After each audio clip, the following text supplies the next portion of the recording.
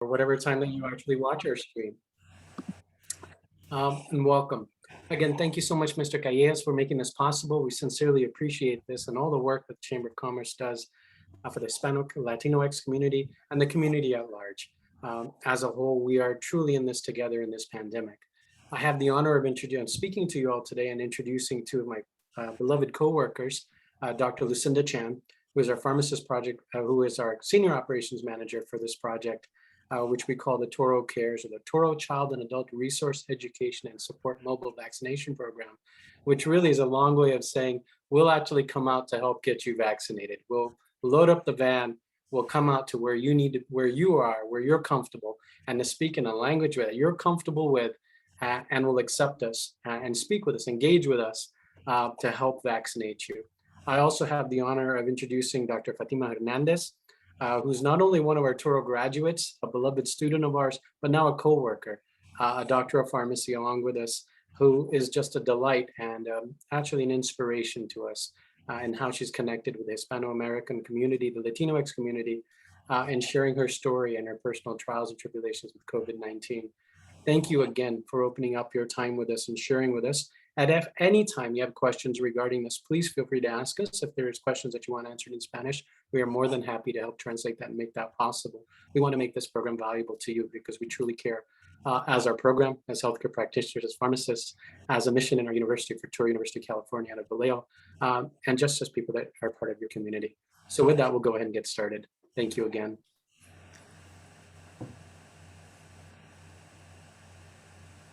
Dr. Hernandez. Thank you.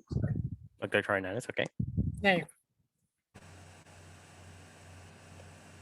Sorry, I thought Dr. Kelly, right? I thought you wanted Dr. Hernandez to introduce herself. So hello everyone. My name is Fatima Hernandez Munguia, and as Leo, I was actually born in Nicaragua. That's a fun fact that we have for today. Fun fact. And I'm actually fully bilingual. If anyone in the audience would like to have ask any questions in Spanish, and I would be more than happy to answer in Spanish. And at any point, if you guys would like to address the panelists in Spanish as well, I would definitely translate for them. Leo will also help with that. And as all things being said, mi nombre es Fatima Hernandez Munguia. Soy farmacéutica graduada de la Universidad de Touro, California. En el año 2020 soy actualmente la manejadora del programa Touro Cares MVP. Estamos transmitiendo el día de hoy acerca del programa de vacunación de Touro y también hablando de las vacunas, la seguridad de las vacunas de coronavirus. El día de hoy, me acompaña la doctora Lucinda Chan. Ella es profesora también y decano asistente de la educación experiencial de farmacia de la Universidad de Touro. Y también es nuestra manejadora de operaciones. También me acompaña el doctor Cali Wright. Él también es farmacéutico, maestro también de la Universidad de Touro, California. Estamos aquí para discutir con ustedes acerca de nuestro programa de vacunación y acerca de si las vacunas contra coronavirus son seguras. Ahora le cedo la palabra a la doctora Chan. Dr. Chan, you could go ahead and start your presentation. Thank you. Thank you so much, Dr. Hernandez. And I am so happy to be here. Thank you, Leo, for inviting us so we could spread our message and tell people who we are and why we want to help them. Next slide. So who are we? We are a group of students and faculty and community partners, and we are working together to be part of the solution. Toro Cares, which is Toro Child and Adult Resource Education and Support, and MVP is the mobile vaccination clinic. And we are working with pharmacy students, med students, all of the colleges, physician assistant students, nursing students. We are all working together, and we are working in partnership with funding from Kaiser Permanente to help make this possible for us. We are also in partnership with MOBIC Sutter Health, and Solano Public Health. And together we are able to bring this, the vaccination clinic and our cares to you. So what is our mission? Our mission is to protect you, to protect our community through immunization, partnership, and education. And here is just a small list of all the people that have worked together to make this come to fruition. We have our provost, we have our medical director, Dr. Hendricks, and Dr. Kalirai, myself, and Dr. Hernandez. And we have the nurse, the professors of the college, the School of Nursing. We have pharmacists helping. It is a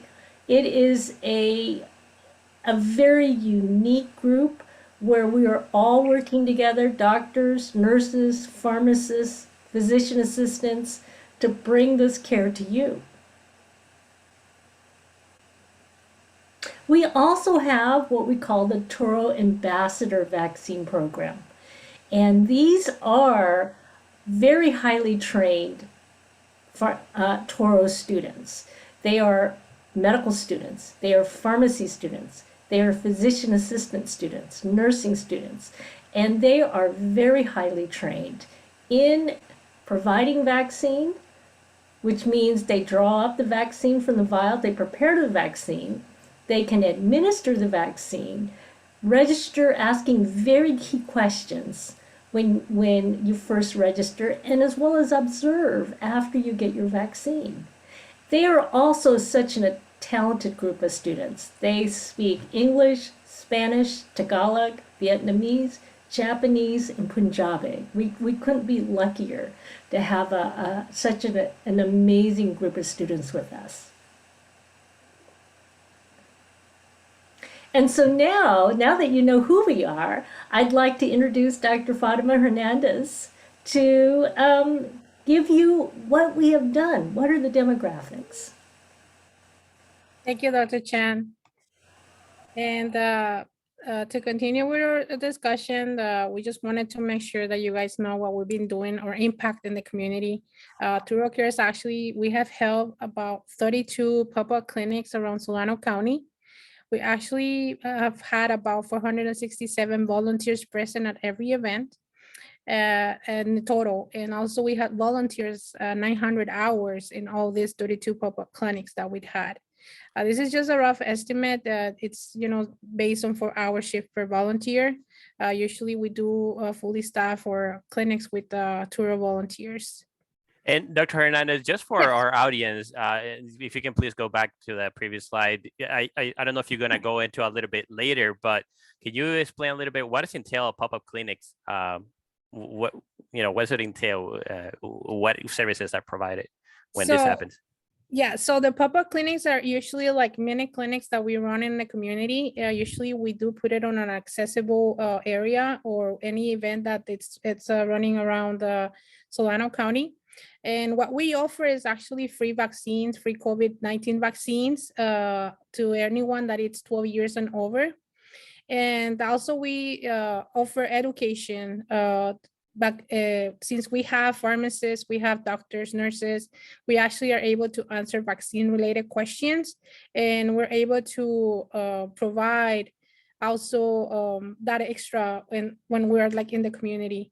And sometimes we're like in one of our meetings that one of the clinics that we just had, we were able to provide another vaccine, which is the Tdap, the tetanus, diphtheria, and pertussis. With the Vallejo City Unified School District, which is a very important vaccine for kids to start school. I know it's required.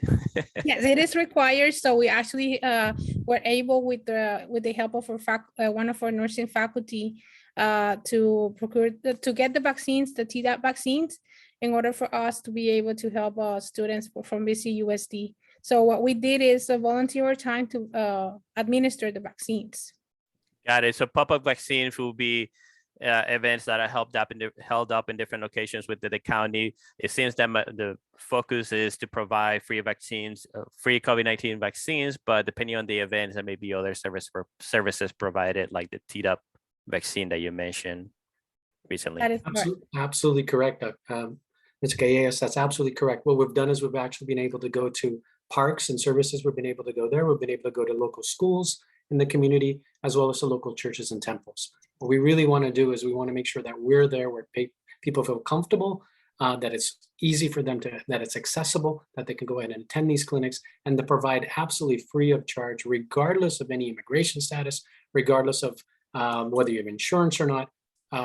We want to make sure that we're there to provide vaccine and answer any questions around vaccines. Thank you. So in our pop-up clinics, we actually have immunized 1,200 guests. We actually have administered the 3 vaccines based on availability. We actually get the vaccines from the county. And we have administered the Janssen vaccine, which is a 1 dose only, Moderna vaccine, which is 2 doses, and the Pfizer vaccine, which is 2 doses. And it's the Pfizer is the only one that is authorized right now to be used in 12 years of and over. So our demographics, the people that we actually serve, 47% of our guests are actually self-identify as being Hispanics or Latinos. That actually it's been a jump before when we started doing the pop-up clinics were about 30%, and it's actually been increasing with along the or impact in the community with the outreach that we're doing bilingually. And also we have Asians. We also serve all the races, we also serve Black and African Americans, which is one of the minorities. And that's actually the 2 main targets that we have right now, the Hispanic and the Black and African American population. Our guests also have identified themselves as being living in a place where it's being administered by the housing authority. 2% of them have identified as being homeless within the last year. And about 1% of them actually have identified as being migrant worker or seasonal workers. And why we continue providing vaccines? Everyone is aware that Solano County, actually Vallejo, the city of Vallejo, it's over 70% vaccinated, but there are still some groups that are still on the lowest vaccination rates. This actually comes from the Solano County Statistics dashboard. And if you see, this one is actually current up since yesterday that it was accessed. The Hispanic and the Latino community still has the 30% cases in the community in the Solano County.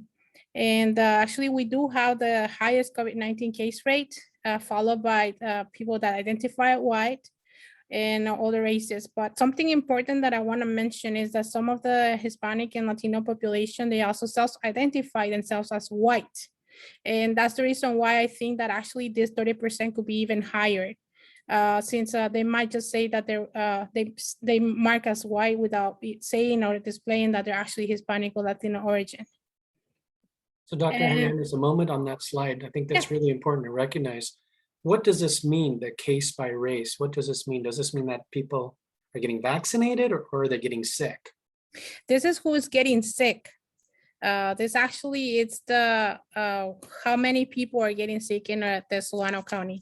The majority of people that are getting sick at this moment are actually identify themselves as being Hispanic or Latinos. And that number, 30%, it could be even higher. Yes, doctor. And with the mention that you had, right, about such the work that Touro has been doing in targeting the Hispanic community at 40%, that's incredible. But my question would be, if we have any data on these cases being of people that are already vaccinated, or what percentage, if it's to identify, right? And then we do have data on that, Leo. I actually, the next slides, they're gonna show how many people are vaccinated. So I think I could be able to answer that question and within the next slides. Okay. So for the hospitalizations, also the people that are getting hospitalized at the highest rate, Asians, if you see Black African Americans, and also Hispanics are the three groups that are actually being hospitalized with COVID-19 in the Solano County. And that actually, this is the rate per 100,000 people, and it's actually kind of a high, it's like 471 people for 100,000 that of Solano residents that are actually hospitalized that are Hispanic or Latino origin. So these numbers are actually getting higher within the dates. And it's right now, this is actually the vaccination rate among Solano County residents 12 years and older. And if you see here, Hispanics is actually 52.3% vaccinated. And we have Black and African American population 53.9. So if you see, actually there's a discrepancy between the people that are getting sick from COVID and people that are getting hospitalized with COVID. And it's actually the lowest people that are actually vaccinated currently in our county. So just to reiterate what Dr. Hernandez said, Yes, please. people with the lowest vaccination rates are the people that are in hospital that are ill. So not only is there a higher chance if you're not vaccinated to get infected with COVID-19, but the chance of you being hospitalized, meaning that you're suffering moderate to severe disease, is significant. So it definitely correlates. A lack of vaccination, not being vaccinated, means you have a higher chance of being hospitalized, a higher chance of being ill. Right. Okay, so the cases number, it doesn't necessarily mean good cases is going to be either way if you're vaccinated or not, but how is that going to affect you, right? Either if you're vaccinated or not, it could affect you a lot worse if you are not vaccinated and get to the hospitalization numbers. And the question you speak of, Leo, is a great question. Right now, we're looking at breakthrough illnesses with the Delta variant, the variant in COVID-19, which is prevalent right now. And it's a great question. What if people are vaccinated? Can you still get sick if you're vaccinated? And the answer is yes, you can get sick if you're vaccinated. The likelihood of you being hospitalized or dying from COVID-19 is significantly less. So can you still get sick if you get vaccinated? Yes, you can, especially with the particular Delta variant. But the odds of you, the likelihood of you getting very ill to the point where you need to be hospitalized or even passing away is minimal. And that's what's important to note. And it clearly is shown by our demographics that we are a diverse community, and our communities of color, our Latinx, Hispano community, our African-American brothers and sisters, we're not being vaccinated to the degree we'd like to see them. And because of that, they're representing the majority of the cases in the hospital. Right. Now, how maybe this is a discrepancy, but I see Pacific Islanders being very high percentage. I don't know if does it means that this is 100% or does it mean that we need to get to 100%, or is that 140% rate just means it's good numbers? You ask a great question. You're looking at the data critically. What that actually reflects is a lot more people identified than the government identified as Asian American Pacific That is Islander. correct. So there's actually disparity in the data. Absolutely. And one of the things that we look at is when you look at data or someone reports something, look for the outliers, look at the things that look odd, and then look smack in the middle. And if we look smack in the middle, we see clear disparity in vaccination rates among Hispano and Latino communities, as well as African American communities. But Leo, you're on top of it, I'm telling you. So without that, now it's Dr. Caliraida's turn. He's going to be presenting what you need to know about COVID-19 vaccines and safety. Thank you so much, Dr. Hernandez. We can go to the next slide.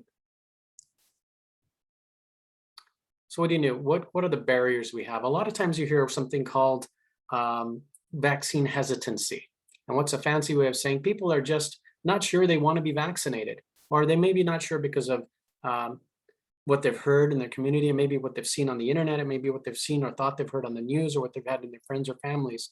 And what are we seeing? We're seeing that people are thinking that the vaccines aren't safe, that somehow we're going to report information to immunization information to, actually we're going to report that somehow to governmental agency regarding your status here in the country. They're not wanting to share their address, that they're worried about that this has side effects, or that there's just distrust because of the systemic disparity in healthcare, the historical disparity in healthcare, and the mistreatment that has occurred. There's many more than that we're seeing the white people are saying, well, those are reasons why we don't want to vaccinate. What we're doing in this program, a large part of this program, is why we go out into communities where they feel safe and comfortable and it's convenient, is so that we can have these discussions with the community in a way that they feel that they're important, that most importantly, that they're heard, and not having any judgment on that. We're not here, or any of the staff or any of the people that volunteer at the clinic do not judge your opinion. You don't have to be vaccinated. That's a choice we want you to make. But we want you to make that decision based on information that we can provide you if you have questions. And I think that's been truly rewarding. And we're able to do that in the languages that we speak, the community members that we have that represent our faculty and the volunteers, because we really want it to be seen as a community activism at its best, to see that it's outreach in that. Next slide. Sorry, Dr. Kelly, one question I have on the previous slide, you mentioned the address factor. Maybe perhaps it could be helpful to understand, right, the address maybe seems scary, why we need to provide it, and perhaps if you can educate us on we why. Can absolutely the reason what we ask for an address, we actually don't even need a street address, we just need a zip code. And the reason is because then we need to identify where we're using our vaccines. The vaccines we get have been generously donated to us by Solano Public Health Department. And they've been wonderful in providing us vaccines on a regular basis.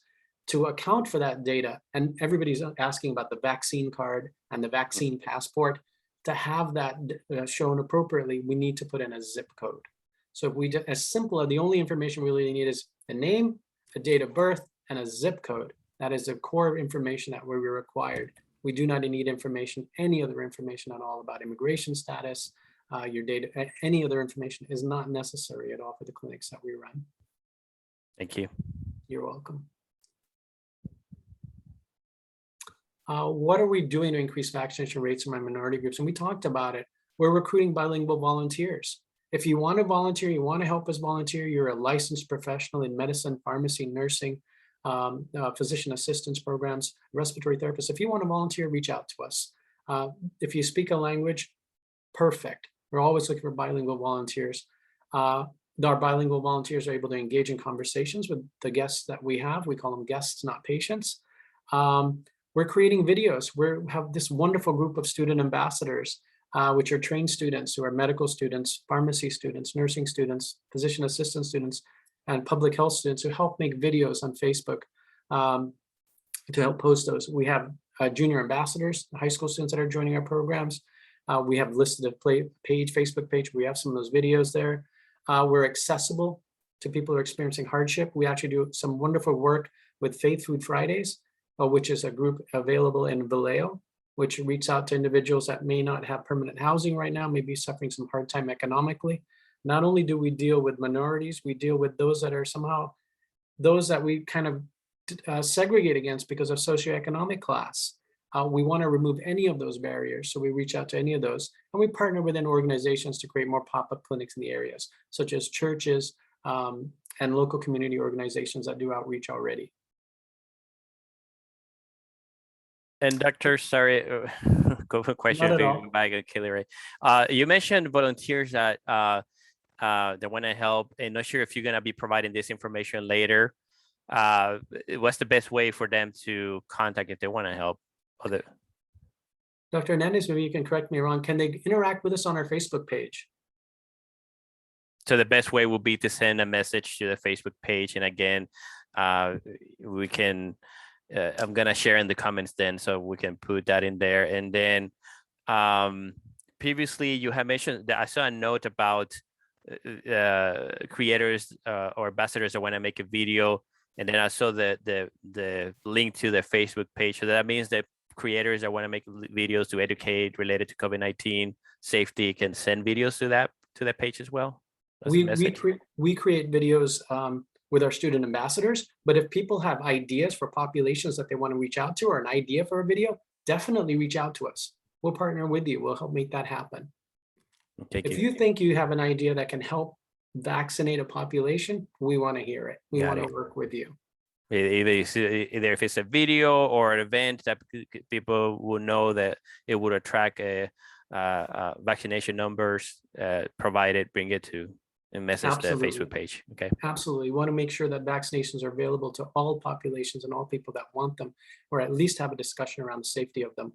What do you need to know right now about the safety of vaccines? They're safe and effective. We often use that same information with Dr. Hernandez and I talk about this around our own families have been vaccinated. We've vaccinated our own families. I have a young son, 13-year-old son, he's fully vaccinated. COVID-19 vaccines are safe and effective. If they were not, I would not be vaccinating my own family members. Millions of people in the US have been vaccinated. There's the most intense safety vaccine monitoring in the history of the United States right now with these vaccines. Over 351 million doses of COVID vaccine have been given in the United States from December through August. So it has been, there are plenty of cases regarding safety. And we recommend that you get a COVID-19 vaccine as soon as possible, particularly at this time where we're at. We're at a wave right now with the Delta variant that is more infectious and is more likely to make you sick. So it is very important if you or a loved one or a friend or someone you care about is not yet vaccinated, that you please let them, at least encourage them to think about getting vaccinated. And if they need a place to be vaccinated, we're available for them.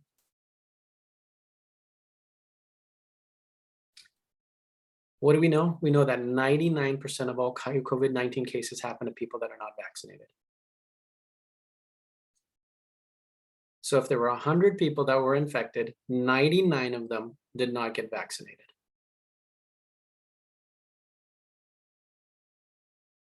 What do you need to know? The vaccine will keep you safe. Vaccine will protect you from getting very sick. Over 150 million Americans have already been safely vaccinated and now protected.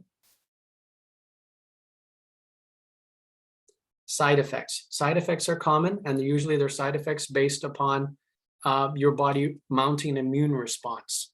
Some people do have side effects to the ingredients of the vaccine. Those are rare, but if you do, that's one of the questions we ask. Have you ever had an allergic reaction to vaccines or any ingredients in vaccines? But the most common side effects are those because your body is starting to build protection or immune response. They could be arm pain, headache, feeling tired, body aches, or fever. All of those are treatable readily with medications that are available over the counter based upon what your physician recommends. They're very effective. Each vaccine is nearly 100% effective at preventing hospitalization and death from COVID-19 and its variants. What are we trying to prevent? We're trying to prevent you from getting sick to the point where you're hospitalized or you die. That is the purpose of vaccination.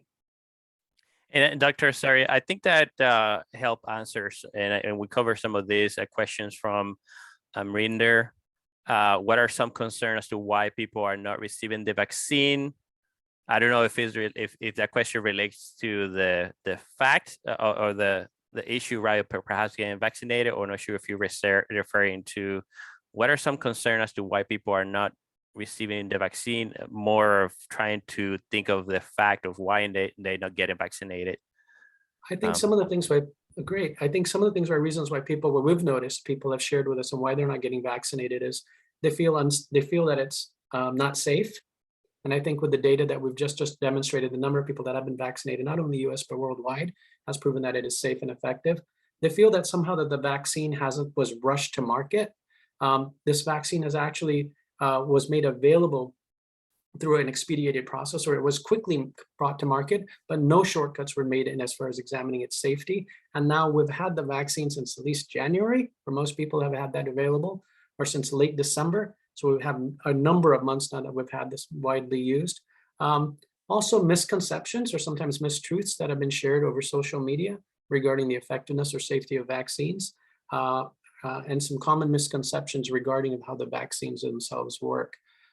Almost all of them, when you look at the facts that are available, a person can have an intelligent discussion around that and decide to make a decision on themselves. I don't want to make decisions for people. I believe as a pharmacist are decisions that you personally need to make. But as a practicing pharmacist, as a patient and a care provider for loved ones, they have all been vaccinated. That's a decision that I made for myself and my families. Ask questions. The choice is yours. I don't want anyone to feel in any way that they were pushed to do something that they feel is against, because at the end of the day, you are responsible for yourself. But for myself, I have said that again, looking at the science, looking at what I feel comfortable with, knowing that I care for my loved ones, I want to keep them out of the hospital. Vaccine makes sense. What can you do after you're vaccinated? You really can assume all the activities that you did prior to the pandemic. I have to underscore that now with the Delta variant that's going around now, because it is so much more infectious, because it is so much more likely to make you sick. You have to still be cautious in the sense that you still need to wear your mask. You still need to provide some social distancing and proper hand hygiene, washing your hands and keeping things safe. And as far as that is, however, you have the level of peace of mind and safety of knowing that if you do become ill, it is highly unlikely that you're hospitalized or will succumb to the disease or die. The level of comfort you have knowing that you're cared for you and your loved ones after vaccinating is significant.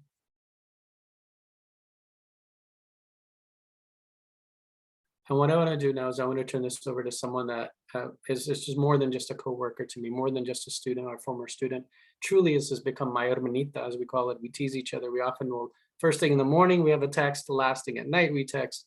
But something that's truly important to me that brings the human side of this. For me, healthcare is about caring about human beings. That's why I became a pharmacist. I wanted to care. Fatima really brings that caring to this, and I want her to share her story with you all. Dr. Hernandez. Thank you, Dr. Caliray. So like I have mentioned, Leo, I'm actually a critical COVID-19 survivor. Actually, I'm gonna show the pictures that I was able to take while I was sick. The reason of these pictures, actually, they're kind of very graphic. I took them because there was a way for me to kind of relate my story, my own family, my own mother, to know what happened to me. I had days that I was lucid, other days that I actually lost consciousness. And that actually, this was the day that I was almost lost the battle against COVID. That was actually October 25th, 2020, where I was told to pretty much just say goodbye to my family, to my friends, and to everyone that it was significant in my life. I did not want to get intubated. And actually, this is the machine that I was put on the day that after I coded, and it's called a machine that it's called BiPAP, and it's same as a mechanical ventilator, that they where they actually put you unconscious, and you're not able to wake up until you actually get the tube removed from your lungs. And this one is actually has a ventilator settings that they were done. I was still conscious while everything of this was happening. And that's actually the process. All these pictures show the process of my disease when I got to the hospital, and when I was like about to lose it. And then when I woke up, this actually was the morning that I woke up, the October 26th. And after that, that's when I started having complications for COVID. So what does it mean to actually have COVID as Hispanic pharmacist? Actually, first thing that I want to tell everyone is it did not matter that I held a doctorate. I was treated the same way that anyone is treated. And the worst part was actually that since because I was Hispanic, or I was told by nurses what COVID party did I attend. As you may know, Leo, we actually we have extended families in the Hispanic communities, and many are actually judged when they go to the hospital, saying that we get COVID because we actually hang along our extended families. And it was kind of hard for me to actually understand that, because I actually got COVID after going into a cardiac resuscitation class that is actually needed for me in order to continue with my pharmacy license. And I was actually told by one of the nurses, just go home, it would just be like having a flu. And I actually came back with shortness of breath. I was actually having the lack of oxygen to my brain and my organs. And one of the hardest part was that my family wasn't able to understand the seriousness of the disease and what it meant to be hospitalized. Actually, this one of the things that I wanted to share is that Dr. Chan and Dr. Caliray that are here with me, they actually, Dr. Chan became my power of attorney. My own mom couldn't decide once I actually lost consciousness what to do with me and when to let me go. And I think that's one of the things that is hardest for the Hispanic families to understand. What to do when you don't have the medical background or the health information that you need in order for you to make the right options. And I was unable to decide on my medical care, and I actually asked Dr. Chan to become my power of attorney with another my former professor, Dr. Shadi Durugar, and they actually were able to share my desire, all my wishes, my last wishes. And I actually, one of the hardest part that I had, that I still try to say how to say it, it's that when I actually wanted to lose the battle myself, I said in the middle of this horrible experience that I just let me die. I'm in so much pain. I cannot even breathe. And every time I take a breath, it just hurts. Pneumonia hurts. COVID actually, it makes you miserable.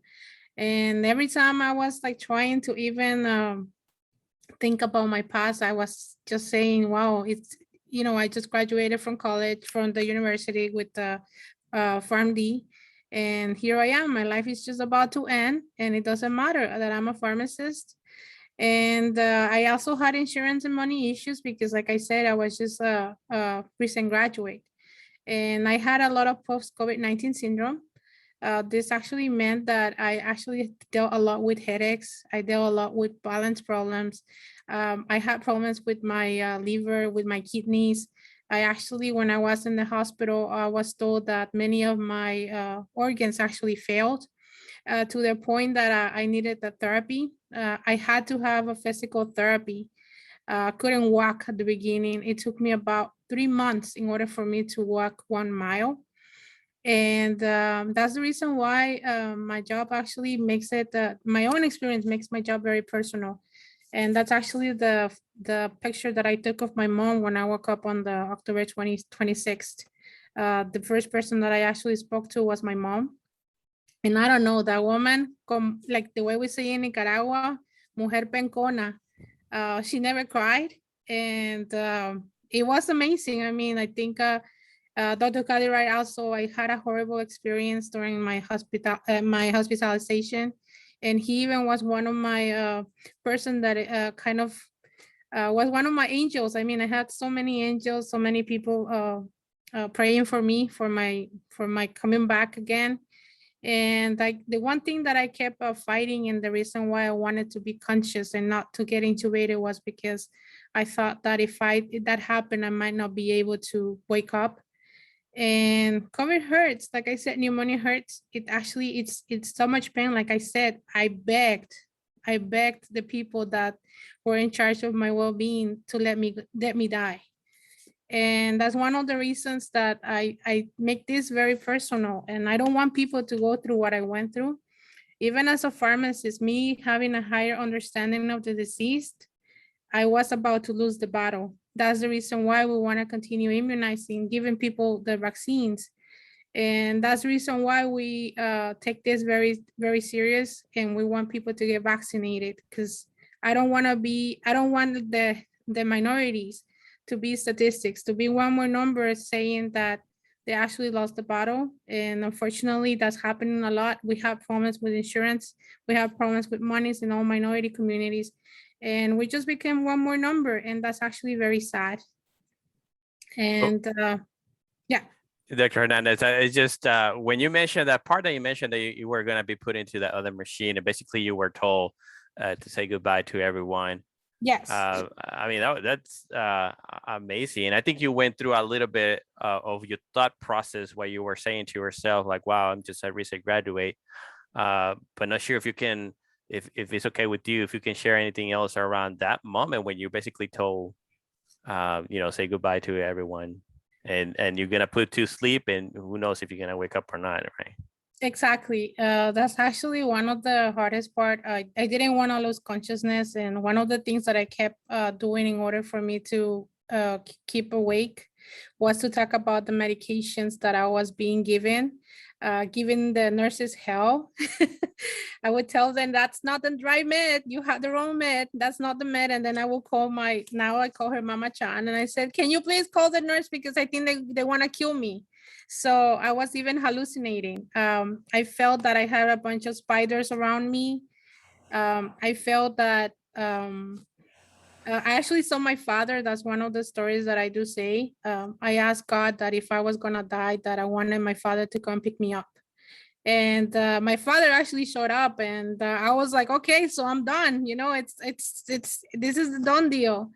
And actually have conversations with my father and all this that I'm going through. And one of the things that he told me, that he wasn't there to take me with him, but he was there to protect me, to put me through this to this thing, to this disease, and something good was going to be obtained from everything that I went through. And I think that actually that's what it's this disease actually made me understand. Living it myself, it made me understand the importance of getting the vaccine. One of the things I want to share is that the first job that I actually got when I got better was I wanted to become a COVID-19 immunizer. And I started immunizing the long-term care facilities, all the older people, like people say, but actually it's our senior community. And that was my first job. And since I got the vaccine in December and January, my second dose, I hadn't gotten sick again. And I actually work among people that are not immunized, people that are going to the clinic to get their first vaccine and I haven't actually, I cannot tell you that I got sick again. So vaccines do work. I'm actually proof that vaccines do work, because like I said, my job is actually a high risk type of job. And I do it because of the love that I have for the community. And because that's the way that I grew up. That's actually all the things that I learned from my family, to share the goodness. And this is not just a message just to let you know, oh, you know what, this is so sad what happened to me. It's just because I want everyone that is watching this, to understand that we do it because we care, like our name, Toro cares. And we do care, we sincerely care. We actually, every time someone goes to our clinics, we take time to talk to them. I personally have taken patients that are not only are monolingual in Spanish, and I discuss with them other things why they do not want to get vaccinated. One of the things that I'm proud of to tell you is that everyone that talks to me does end up getting the vaccine, which actually makes me very proud. One of the things that I could say that it's the best accomplishment that I could have. Yes, that's a very amazing story that basically what you were told, right? Especially after achieving, I imagine, a dream of yours, which was graduating from a doctorate, right? And then you being in this situation, talking to yourself and getting out, and not just getting out of it, right? But actually making an impact in the community. So that's an amazing story. Thank you, Dr. Hernandez, for sharing.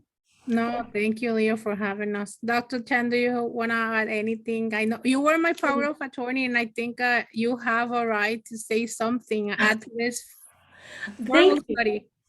Well, I just want to add from the side of the caregiver and also a healthcare provider that I have never been in a situation where I had to provide care from a distance, that I was not allowed to go near the hospital. Well, I was in another state, but the fact that no family is allowed to be in that ward with the COVID patients, to have that sense of being helpless, not even being able to hold a hand, not being able to talk personally, to tell her to hang on. Thank goodness for cell phones and for the FaceTime. Otherwise, it would have been horrible. The other thing was the healthcare professionals. They are so tired, and they are struggling very hard to take care of all the patients with COVID. And I don't know if everyone knows this, but it's only the nurses, the custodians, the people that deliver the food, all the ancillary help are not allowed in that ward. So the nurses, as overworked as they are, have to do everything, and they are stretched to the limit. And so when people are stretched, they make mistakes. And that's why Dr. Dorgard and I jumped in, became the power of attorney, because we can feel, we can sense that level of care was slipping due to the healthcare providers being just stretched to the limit and overworked. So from the side of the caregiver, such as myself, it was extremely frustrating, the sense of helplessness. All I could do was talk to her to tell Fatima, hang in there, don't give up, hang in there, you have a story to tell, don't give up. And she didn't. And I'm just so proud of her and so happy she's with us. Thank you, Leo, for giving us this opportunity to not only share what we do, but why we do what we do. And a large part of that is what Dr. Hernandez talked about. It's hard for me to not tear up when I hear that story, remembering how it was to hear from Dr. Chan, from Dr. Drodgar, and from Fatima, how she was going through this. A vibrant, happy, jovial student of ours was sick, dying of COVID, out of our area. We were not able to see her. And this was something because she had not had vaccines available to her. And in fact, the way that she caught COVID-19 was through learning CPR, actually getting her license renewed for CPR. Oftentimes in life, as a man of faith, I question, why am I here? Why do I do what I do? This is why I do what I do, because it allows people like Dr. Hernandez to live out their destiny. I believe God has a plan for us. The Lord has a plan for us. This was to be this way, so she could go out and reach out to at least 1,300 lives to date to help save them from what had happened to her. We're blessed with her presence, her joy. She's laughing right now. I see her on screen. Her absolutely infectious, giving spirit. And it has been a privilege to serve with her. It's a privilege to reach out to our communities of color, to any community, to say, hey, we care about you, you matter, we want to engage with you and hear why you don't want to be vaccinated, and then provide you free, no questions asked vaccine, because you matter. And because you matter is why our country matters. And that is why we're here as healthcare providers and as human beings. Thank you, Leo, for making this possible, for letting us do this, for the enrollment to the Chamber of Commerce, for what you do for the community at large. We encourage you all to visit our Facebook page, to reach out to loved ones. If this message made a difference to you, reach out and share this with your loved ones. Reach out and interact with us. This is far from over. We still have our younger children we need to vaccinate at some point coming soon. We're talking about booster doses that need to be given. We are far from being over with this pandemic. Your lives matter. There's so much more that you can accomplish. As Dr. Hernandez says, there are days when we want to give up. Thank God that we had a plan for her. He had a plan for her.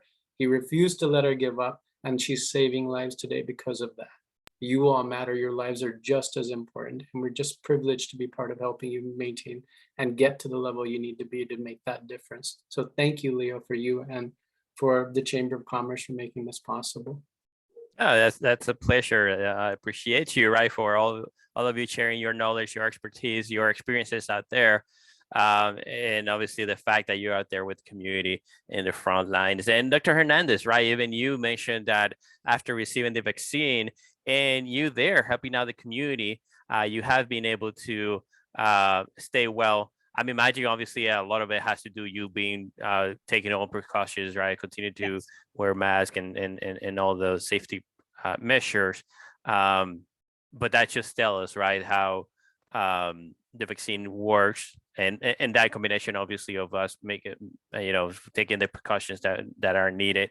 I do want to ask, it's very important, right, to continue to share any type of pop-up so we can continue to get to 100%, so to speak, right, and getting our community vaccinated. Where will be the best place for people to find out where next pop-ups are happening?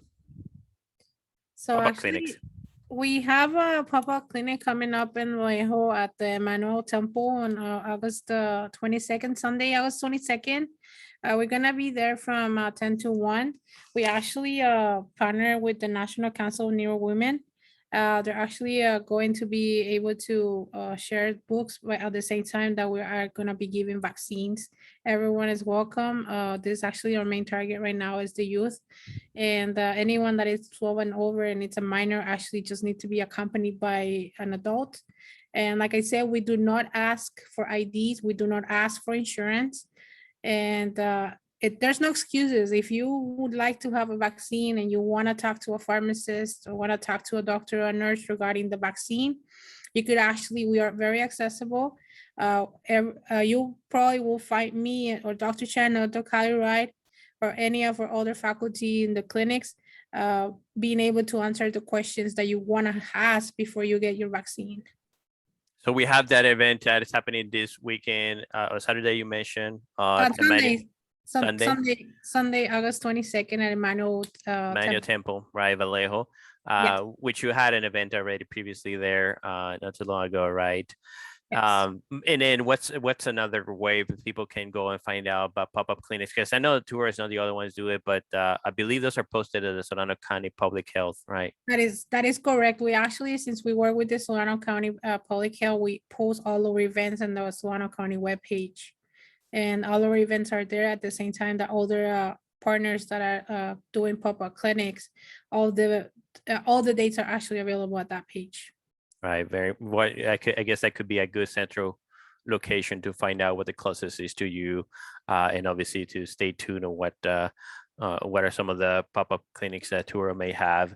Another question I had, if that's okay, is I was really impressed of those percentage number of Hispanic community Touro has been able to get vaccinated. What do you think Touro has done, right, to be able to target that community? I don't know if it's that's has been a focus, or it just happened to be the activities that are being doing it has been able to target that community. So we actually saw the need after doing the mass vax events. A lot of faculty and students from Touro University volunteered at the mass vax in Solano County.